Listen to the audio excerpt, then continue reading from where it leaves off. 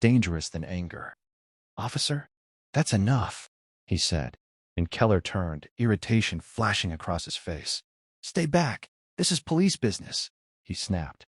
But the man didn't stop, didn't hesitate, and as he stepped fully into the light, something in his expression made even Keller pause, just for a fraction of a second. "You don't speak to civilians like that," the man continued, his voice still level, and now there was no mistaking it. The authority in his tone didn't come from a badge. It came from something deeper, something earned, and Keller scoffed, trying to reclaim control. "Who the hell do you think you are?" he demanded, and the man reached into his jacket. Not quickly, not threateningly, but with the kind of calm that made it clear he had nothing to prove, pulling out an ID and holding it up just long enough for Keller to read.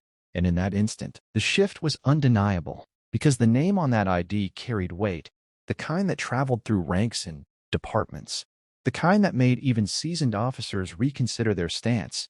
Commander Daniel Hayes, United States Navy SEALs, and Keller's posture changed almost imperceptibly, his shoulders tightening, his confidence cracking just enough to let uncertainty seep in. "She's under investigation," Keller said, weaker now, but still clinging to his authority, and Hayes's gaze flicked briefly to Emily, taking in the raised hands, the fear, the exhaustion, before returning to Keller with a quiet intensity that was far more intimidating than any shout. "For what?"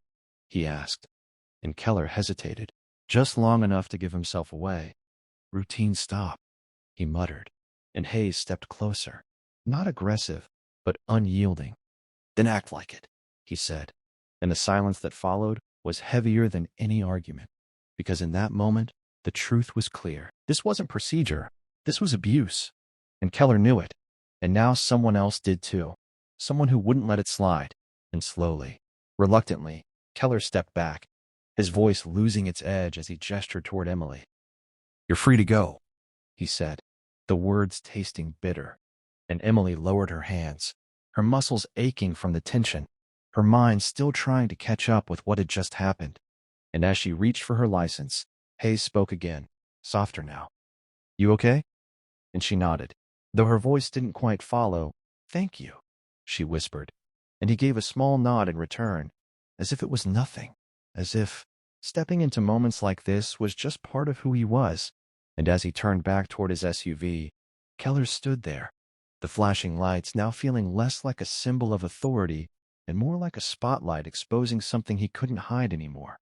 And though no report would likely capture the full truth of what happened that night, the lesson had already been delivered, sharp and undeniable. Power without respect is fragile, and sometimes all it takes is one person stepping forward to shatter it completely, leaving behind not just silence, but accountability. Word explained more than any long story could have, because it carried with it images of chaos, of urgency, of lives balanced on the edge of seconds. "You know how to use it?" he asked, not as a challenge, but as a requirement. And this time, for the first time since she walked in, there was the faintest hint of something else in her expression. Not pride, not arrogance, but certainty. "I know enough," she said. And when the three men returned, carrying a locked case between them, their earlier attitudes were gone completely, replaced by a quiet attentiveness that bordered on respect, even if they didn't fully understand why. The owner opened the case, revealing exactly what she had asked for, and as he walked her through the details, his tone was professional, focused, completely different from the way the interaction had started. And the men who had laughed earlier watched in silence, their assumptions unraveling piece by piece as they realized they had misjudged her entirely. When the transaction was finished and she turned to leave, the bell chiming once more as she stepped back into the daylight, none of them spoke for a moment, and then one of the men exhaled, rubbing the back of his neck. "What the hell was that?" he muttered, and the owner glanced at him, his expression unreadable.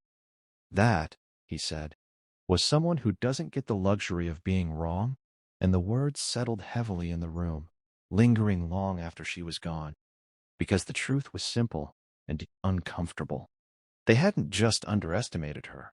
They had revealed something about themselves in the process, something small and loud and careless, and for the first time that day, none of them felt like laughing.